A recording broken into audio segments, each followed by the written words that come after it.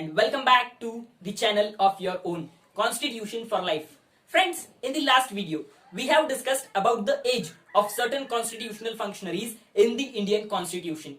But talking about the today's topic, this topic was not included anywhere in the schedule of this YouTube channel.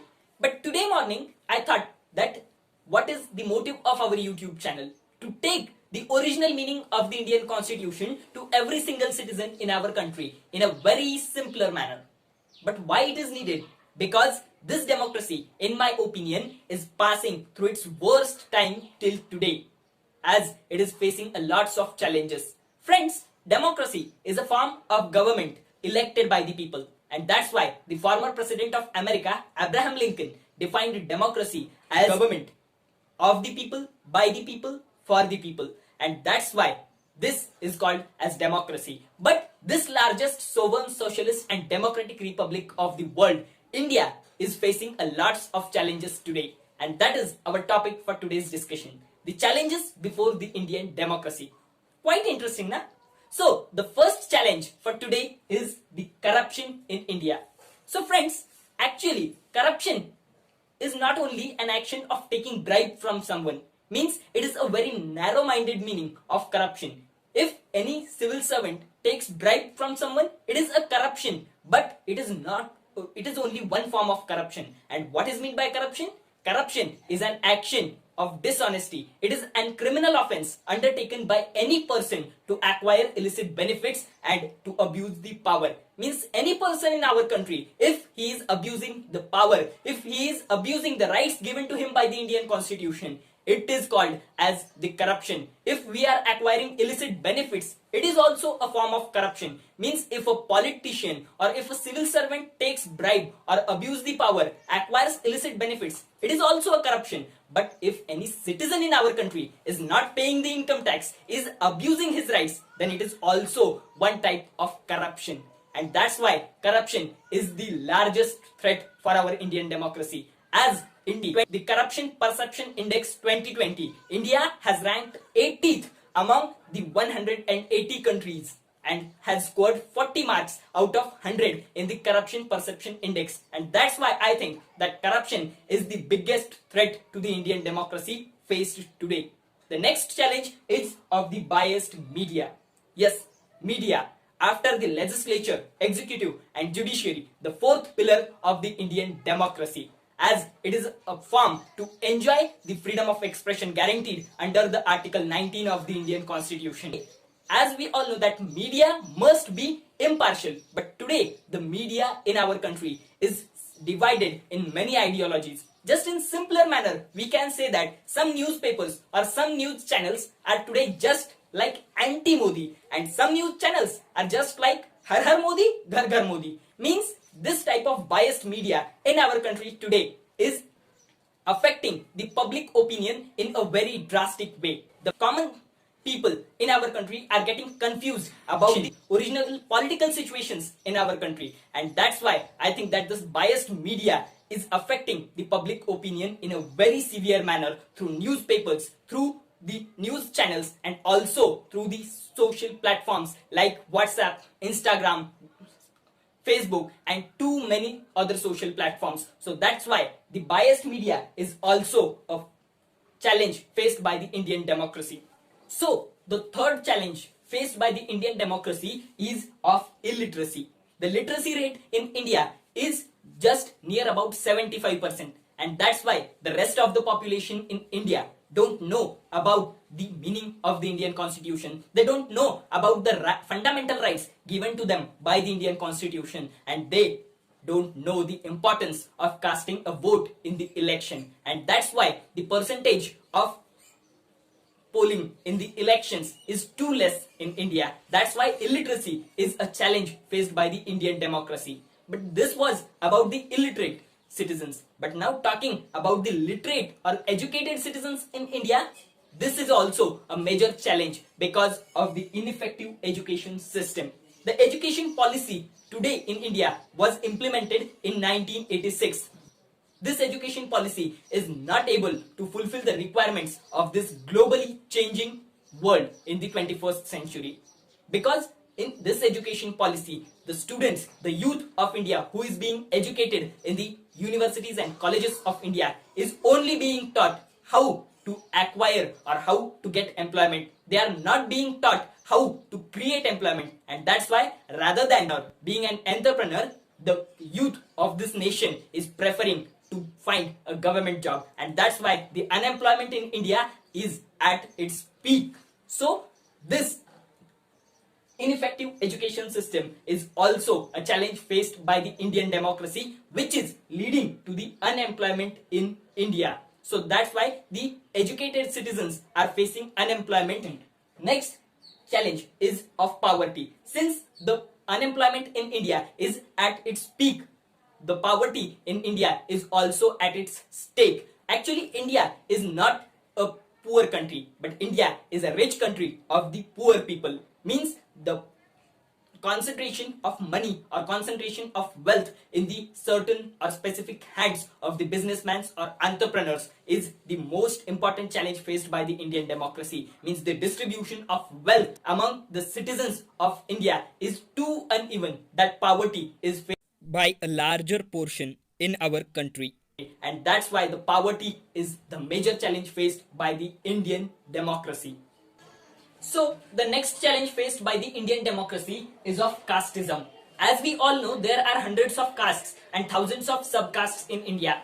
These subcastes have divided the people into small groups. At the time of independence, some of these groups were classified as underprivileged and the backward classes, and by the constitution makers, for the welfare of these backward classes, reservation was granted to them in the field of public employment and some of the other sectors. But still, after the 70 years of the independence, this caste system exists in India only for the advantage of this reservation, and that's why the feeling of casteism is being strengthened more and more, and that's why it is very harmful for the nation and for the Indian democracy. The next challenge faced by the Indian democracy is of communalism. Actually, communalism is a feeling of religious superiority. Means my religion is superior than all the other religions in world.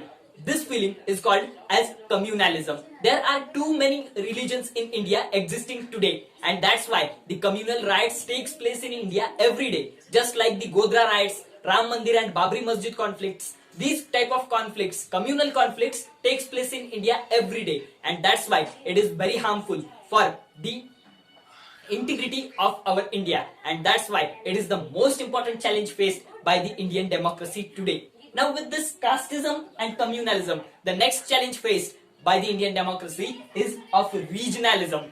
Regionalism is a feeling of regional superiority. India is a country of most diversified languages, rituals, and also the most diversified territories. Just like Northeast India, Southern India, Northern India, these type of territorial divisions are there in India. If you notice, demand for the formation of separate nation is being made from the northeast states in India continuously. The southern states in India are just following too many different ideologies than democracy, and some years ago, the demand for Khalistan was being made from some of the armed groups in Punjab. So, this type of regionalism is too harmful for the integrity of our nation, and that's why the regionalism is also a major challenge faced by the Indian democracy. And actually, the casteism, communalism and regionalism in India today is being used by the political parties in India for securing their vote bank politics, and that is the most important issue,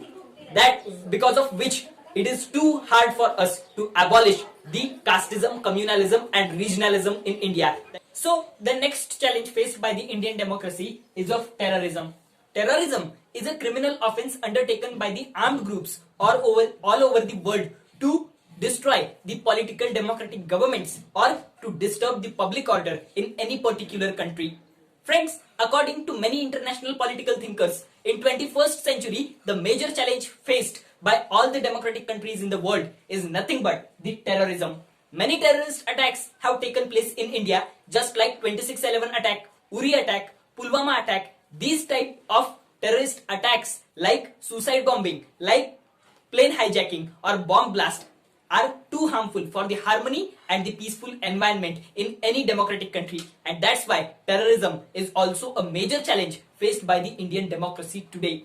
The next challenge faced by the Indian democracy is of political interference in judiciary. Friends, the Article 50 of the Indian Constitution says that the judiciary in India must be kept separate from the executive and legislature. But today in India, for satisfying some of the political wants, the political parties and the government is interfering in the judicial matters, and that's why the freedom of Indian judiciary is in danger today. The 99th Amendment Act regarding the formation of National Judicial Appointment Commission, which was related to the appointment of judges in the Supreme Court, was only made for lessening the power of Indian judiciary pressures. And in 2018, for the first time in the Indian history, 4 senior judges in the Supreme Court have held a press conference saying that the democracy in India and the judiciary in India is in danger today. And that's why this is the most important challenge faced by the Indian democracy today. Now friends, talking about all these 11 challenges, what is the reason behind it? When I think about it, I come to the conclusion that the main reason behind all these challenges is nothing but the citizens in our country. Yes, friends, it is the duty of government to face all these type of challenges and to protect the citizens from all these challenges. But actually, it is the duty of citizens like you and me to choose the right government which will protect the citizens, which will protect their rights, which will protect this democracy from all these type of challenges. But if the people like you and me are going to sell our most valuable constitutional right to elect our government for just a note of 500 rupees, then it is the failure of our democracy. Dr. Babasaheb Ambedkar, the chairperson of the drafting committee of the Constituent Assembly, have said that the first condition for the existence of a glorious democracy is nothing but the impartial elections. But today, the percentage of polling in India is too less, and that's why it is the main reason why the proper government is not there, and that's why the main reason for all these major challenges is nothing but the citizens in our country. But friends, today, though there are too many challenges are being faced by the Indian democracy, this democracy is still growing with pride only because of some of the citizens like you and me who cares about the constitution, who want to save this democracy, who are performing their duties as a responsible citizen of India, and who have a feeling of patriotism for the nation in their heart. And for all of them, I would like to conclude with the words of the former Prime Minister of India, Atal Bihari Vajpayee, that सरकारें आएंगी, सरकारें जाएंगी, पार्टियां बनेंगी, पार्टियां बिखरेंगी, मगर ये देश रहना चाहिए, इस देश का गणतंत्र रहना चाहिए. थैंक्स, जय हिंद.